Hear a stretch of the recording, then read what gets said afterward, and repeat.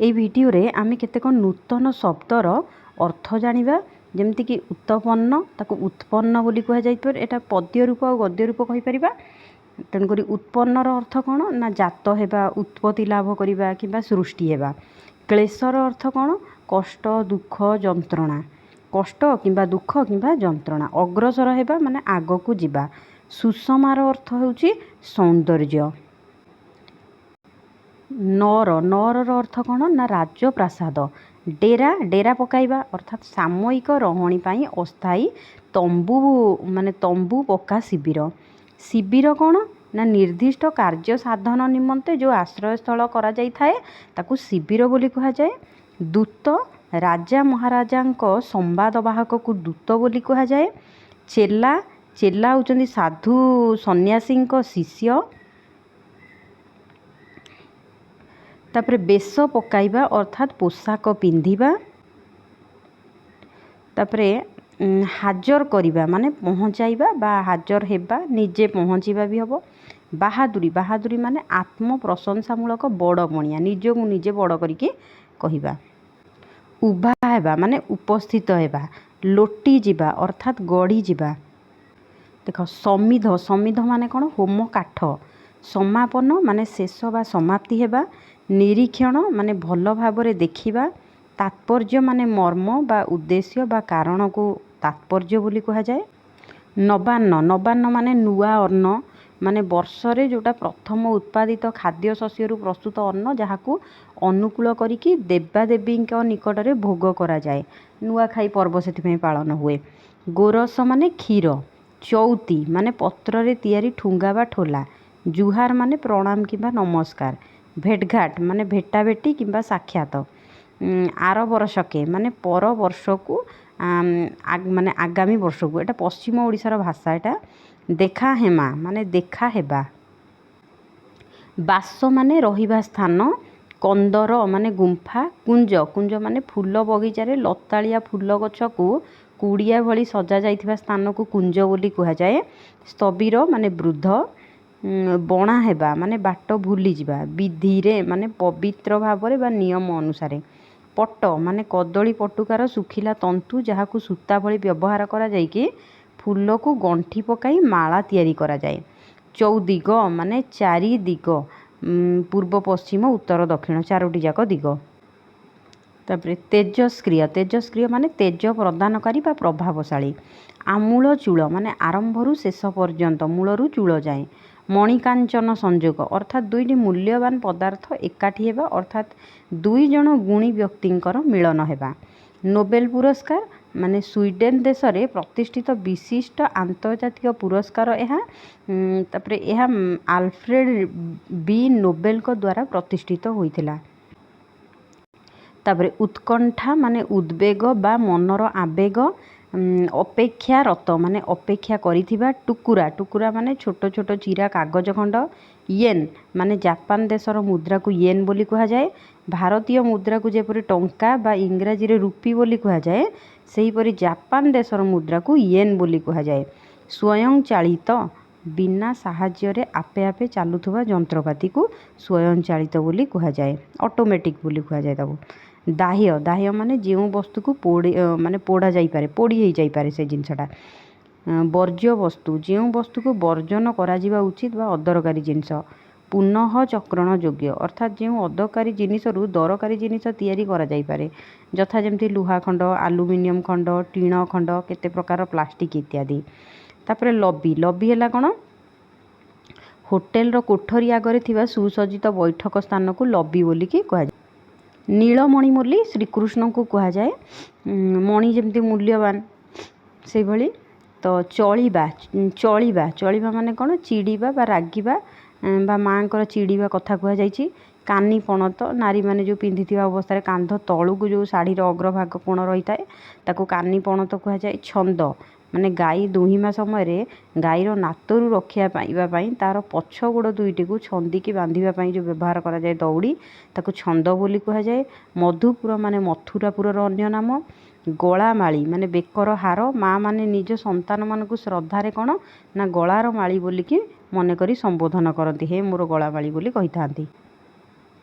କଚ୍ଛ ଅଞ୍ଚଳ, କଚ୍ଛ ଗୋଟେ ମନେ ରଖିଥାଅ, ମାନେ ଭାରତର ପଶ୍ଚିମତମ ସ୍ଥାନ, ଯେଉଁଟାକି ଗୁଜୁରାଟର ପଶ୍ଚିମ ଉପକୂଳସ୍ଥ ସମତଳ ଅଞ୍ଚଳ।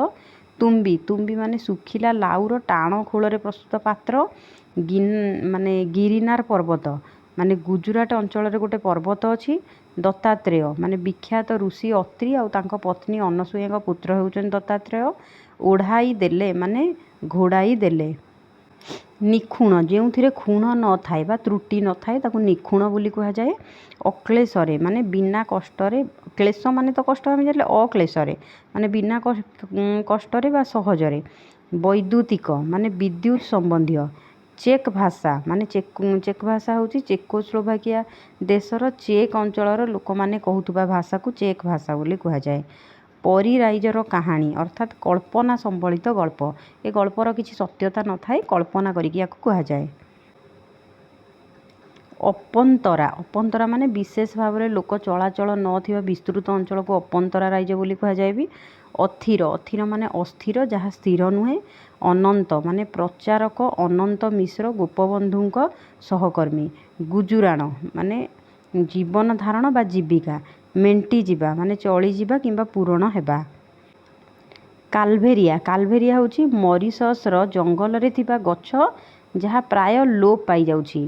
ତାପରେ ଡୋଡୋ, ଡୋଡୋ ହେଉଛି ମରିସସ୍ରେ ଅତୀତରେ ଦେଖାଯାଉଥିବା, ମରିସସ୍ ଗୋଟେ ଜାଗା ମନେ ରଖ, ଅତୀତରେ ଦେଖାଯାଉଥିବା ଏକ ପକ୍ଷୀ ଯାହାର ବଂଶ ଲୋପ ପାଇଗଲାଣି।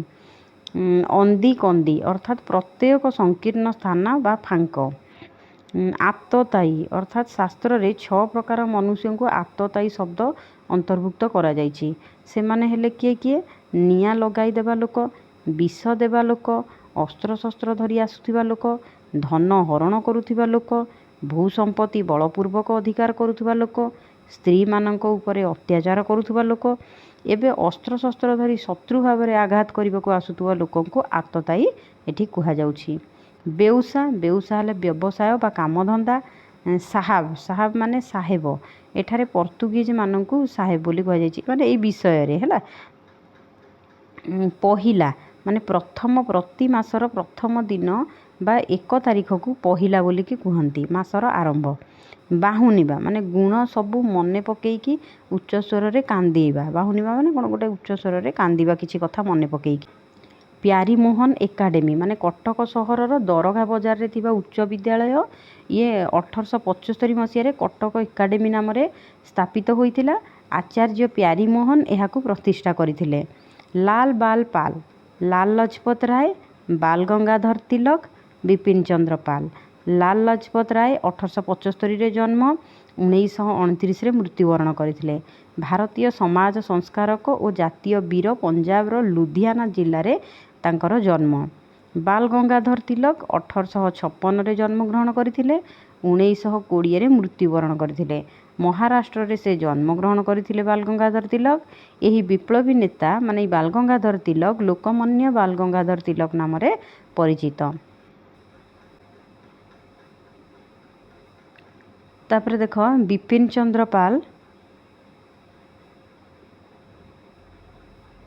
ବିପିନ ଚନ୍ଦ୍ର ପାଲ ଏ 1885ରେ ଜନ୍ମଗ୍ରହଣ କରିଥିଲେ, 1932ରେ ମୃତ୍ୟୁବରଣ କରିଥିଲେ। ବଙ୍ଗଳାର ବିପ୍ଳବୀ ନେତା ଜଣେ। ସାହିତ୍ୟ, ରାଜନୀତି, ଦର୍ଶନ ପ୍ରଭୃତିରେ ବହୁତ ବିଷୟରେ ତାଙ୍କର ସୁପଣ୍ଡିତ ଥିଲେ ସେ। ଆଚାର୍ଯ୍ୟ ହରିହର, ମାନେ 1879ରେ ସେ ଜନ୍ମ ହୋଇଥିଲେ ଆଉ 1972ରେ ମୃତ୍ୟୁବରଣ କରିଥିଲେ। ସାକ୍ଷୀଗୋପାଳ ନିକଟସ୍ଥ ଶ୍ରୀରାମଚନ୍ଦ୍ରପୁର ଗ୍ରାମରେ ତାଙ୍କର ଜନ୍ମ। ସେ ଜଣେ ଖ୍ୟାତନାମା ଶିକ୍ଷାବିତ୍ ଆଉ ସଂସ୍କାରକ। ସେ ଲୋକସେବକକୁ ଜୀବନରେ ବ୍ରତ କରିଥିଲେ। ସତ୍ୟବାଦୀ ବନ ବିଦ୍ୟାଳୟରେ ପଣ୍ଡିତ ଗୋପବନ୍ଧୁଙ୍କର ଜଣେ ସହକର୍ମୀ ଥିଲେ ଆଉ ଜଣେ ଛାତ୍ରବତ୍ସଳ ଆଦର୍ଶ ଶିକ୍ଷକ ଭାବେ ତାଙ୍କର ସୁନାମ ଥିଲା। କର୍ମବୀର ଗୌରୀଶଙ୍କର 1838ରେ ଜନ୍ମ ହୋଇଥିଲେ, 1917ରେ ମୃତ୍ୟୁବରଣ କରିଥିଲେ। କଟକ ଜିଲ୍ଲାର ଅସୁରେଶ୍ୱର ଗ୍ରାମରେ ସେ ଜନ୍ମଗ୍ରହଣ କରିଥିଲେ। ସେ କଟକ ଟାଉନ ହଲର ପ୍ରତିଷ୍ଠାତା। ଓଡ଼ିଶାର ଶିକ୍ଷା ଏବଂ ସାହିତ୍ୟ କ୍ଷେତ୍ରରେ ସେ ଅଶେଷ ଉପକାର କରିଛନ୍ତି। ତାଙ୍କ ସ୍ମୃତି ରକ୍ଷା ପାଇଁ କଟକରେ ଗୌରୀଶଙ୍କର ପାର୍କ ତିଆରି ହୋଇଛି। ଉତ୍କଳ ଦୀପିକା, ଇଏ କଟକ ପ୍ରିଣ୍ଟିଂ କମ୍ପାନୀରୁ ପ୍ରକାଶିତ ଗୋଟେ ଓଡ଼ିଶାର ପ୍ରଥମ ସାପ୍ତାହିକ ପତ୍ରିକା। କର୍ମବୀର ଗୌରୀଶଙ୍କର ରାୟ ଏହାର ପ୍ରତିଷ୍ଠାତା ଆଉ ସମ୍ପାଦକ। 1865 ଖ୍ରୀଷ୍ଟାବ୍ଦରେ ଏହା ପ୍ରକାଶ ପାଇଥିଲା।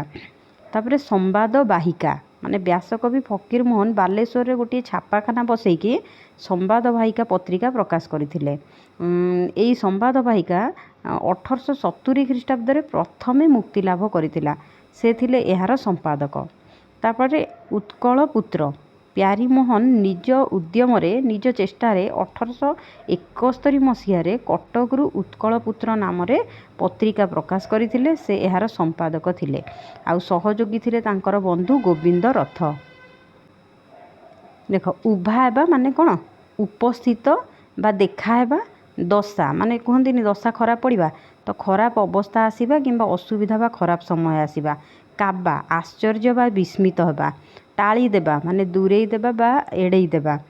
ଖୁଦ କଣିକା ମାନେ ଧାନରୁ ଚାଉଳ କଲାବେଳେ ସେଥିରୁ କିଛି ଚାଉଳ ଗୁଣ୍ଡ ହୋଇ ଛୋଟ ଛୋଟ ଖଣ୍ଡ ହୋଇଯାଏ, ସେହି ଗୁଣ୍ଡ ଚାଉଳ ଦାନାକୁ ଖୁଦ କଣିକା କୁହାଯାଏ।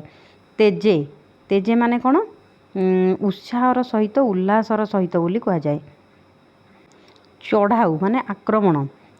ରାମଧୁନ୍ ମାନେ ରଘୁପତି ରାଘବ ରାଜା ରାମ ଯେଉଁ ପ୍ରାର୍ଥନାଟା, ଯାହା ମାନେ ସର୍ବଜନ ଆଦୃତ, ମାନେ ସମସ୍ତେ ଭଲ ପାଆନ୍ତି ଏଇ ଧୁନଟିକୁ। ଅଘଟଣ ମାନେ ଯେଉଁ ପ୍ରକାର ଘଟଣା ଘଟିବା କଥା ନୁହେଁ।